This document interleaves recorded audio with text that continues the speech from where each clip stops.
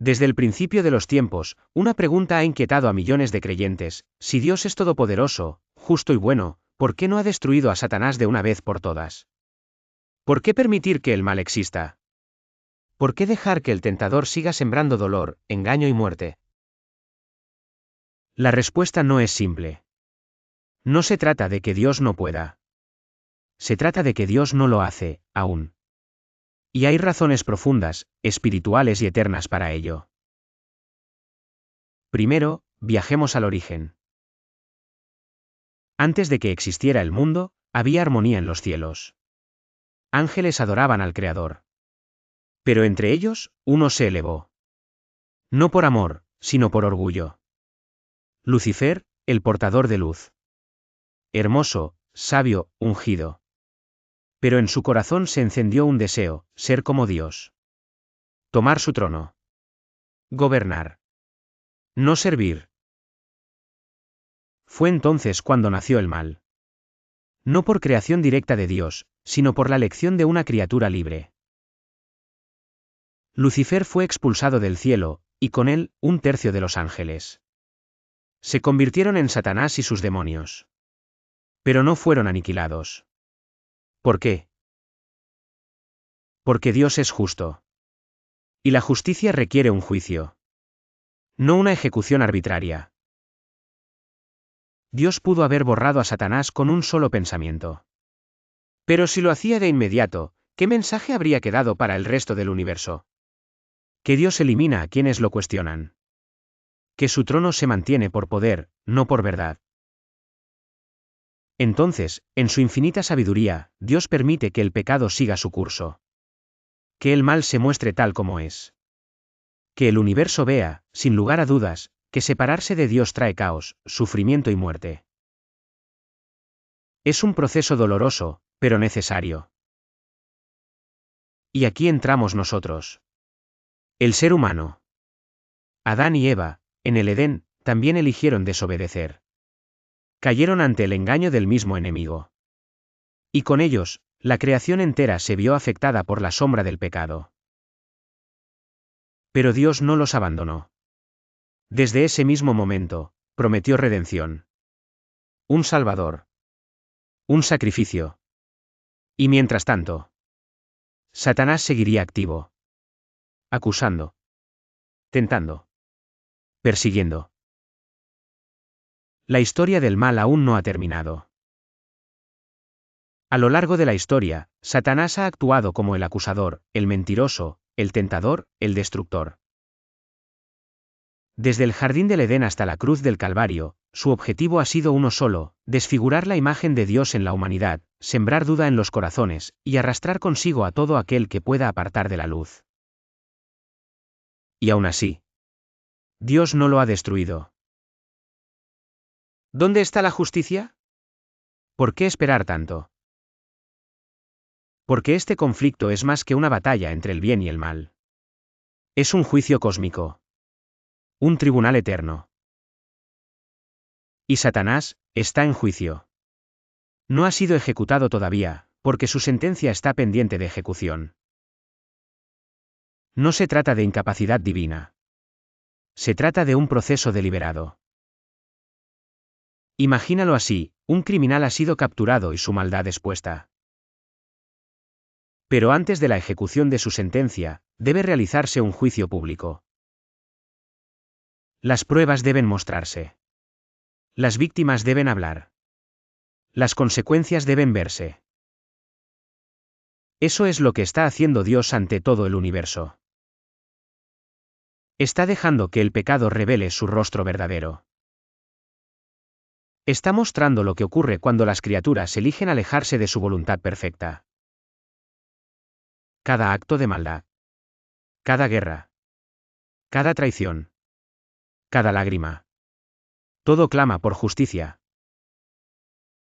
Y esa justicia no se ejecuta en secreto, sino a la vista de todos. Pero hay más. Dios está salvando en medio de la espera. Dios no actúa por impulso. Él no se mueve por emoción, ni por presión. Todo lo que hace tiene propósito eterno. Y el conflicto con Satanás no es una guerra improvisada, es una historia cuidadosamente tejida para revelar el carácter de Dios ante todo el universo.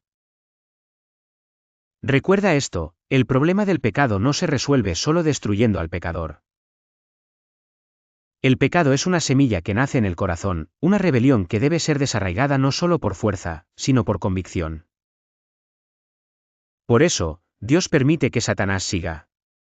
Para que sus obras sean expuestas. Para que nadie más, jamás, vuelva a desear seguir su camino. La cruz de Cristo fue el momento decisivo. Allí, en el Gólgota, se reveló el corazón de Dios, y también el del enemigo. Mientras el Hijo de Dios se dejaba clavar por manos humanas, por amor, Satanás celebraba en la oscuridad.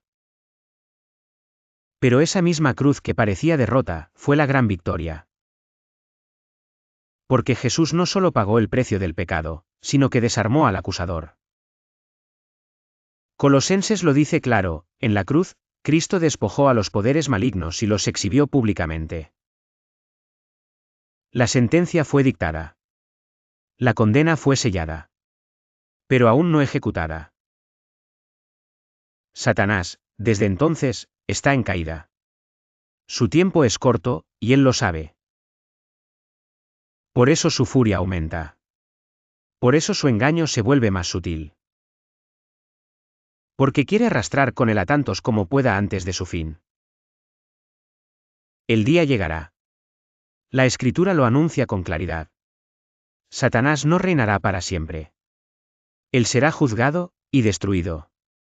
No como un tirano castigado por capricho divino, sino como el enemigo derrotado por la verdad, condenado por sus propios actos. Apocalipsis describe el fin con gran solemnidad. Después del retorno de Cristo, Satanás será atado por 1000 años. Durante ese tiempo, los redimidos juzgarán con él. No es un juicio humano, sino un juicio celestial. Se abrirán los libros. Se revelarán las decisiones. Se comprenderá el porqué de cada cosa. Y cuando los 1000 años terminen, Satanás será soltado una vez más. Reunirá a las naciones. Engañará por última vez. Intentará tomar la ciudad santa, pero entonces, el juicio final caerá. Fuego descenderá del cielo. Y el gran enemigo será arrojado al lago de fuego, donde ya están la bestia y el falso profeta. Allí será atormentado día y noche, por los siglos de los siglos. El mal será destruido. No porque Dios fue impaciente, sino porque la historia necesitó llegar a ese punto para que nunca más se repita. En ese momento, todos los que alguna vez dudaron verán con sus propios ojos. Todos los ángeles, los humanos, los redimidos y los perdidos reconocerán que el juicio de Dios es justo. Que Él dio oportunidad. Que fue paciente. Que amó hasta el fin. ¿Y por qué no lo destruyó antes?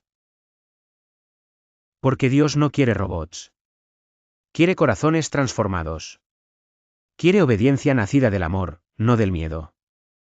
Quiere mostrar que su gobierno es perfecto, no porque aplasta la rebelión, sino porque vence con verdad, justicia y misericordia.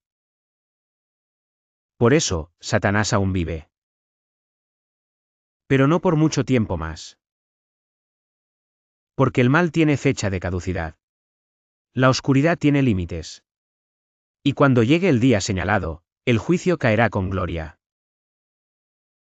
Y nunca más habrá dolor. Nunca más tentación. Nunca más una lágrima causada por el pecado. Entonces, cuando Satanás sea destruido, se cerrará el ciclo eterno del mal. Y con él, la mayor lección que el universo haya presenciado quedará grabada para siempre, que Dios es justo, que Dios es amor, y que su manera de gobernar es perfecta. La destrucción del enemigo no será una reacción de ira. Será un acto de justicia. No será una eliminación por temor, sino una restauración del orden divino. Porque el pecado jamás volverá a levantarse. El universo habrá aprendido. Nadie volverá a desear lo que Satanás inició.